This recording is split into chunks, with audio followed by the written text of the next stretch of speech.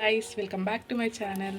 So ఈరోజు ఏం చేద్దాం అనుకుంటున్నా అంటే నిన్న కొన్ని సామాన్లు కొనుక్కొచ్చిన అనమాట హైదరాబాద్ నుంచి.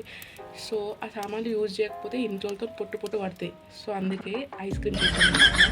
సో వాటికి ఏమేమి ఇంగ్రీడియంట్స్ కావాలో చూడండి. సో ఓన్లీ 3 ఇంగ్రీడియంట్స్ అనమాట: whipping cream, condensed milk, vanilla essence. ఈ 3 ఇంగ్రీడియంట్స్తో మనం ఐస్ క్రీమ్ చేసుకుందాము.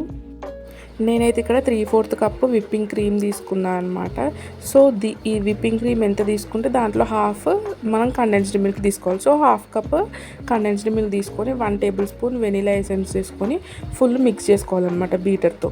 సో మీ దగ్గర ఎలక్ట్రిక్ బీటర్ ఉంటే ఎలక్ట్రిక్ బీటర్ తీసుకోండి, లేకపోతే మాన్యువల్ బీటర్ ఇట్లా తిప్పేది ఉంటే బీట్ చేసుకోండి. సో ఎట్ ద ఎండ్ అది మొత్తం క్రీమీ టెక్స్చర్ రావాలన్నమాట. సో ఇలా క్రీమీ వచ్చిన తర్వాత ఏదైనా ఒక ఎయిర్ టైట్ బాక్స్లో పెట్టేసుకొని మంచిగా టైట్ టప్పర్వేర్ బాక్స్ అలాంటిది పెట్టుకొని 6 to 8 hours రీఫ్రిజిరేటర్లో పెట్టేసుకోవాలి.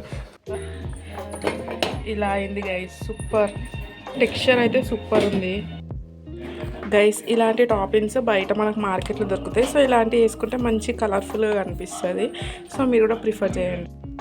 అవుట్పుట్ అయితే ఇలా ఉంది, ఇలా తయారు చేసాం లాస్ట్కి.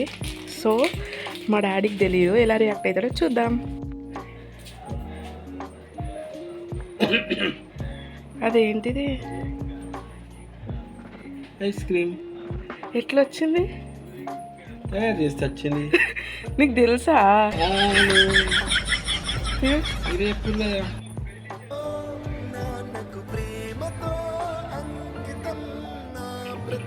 బాగుందా?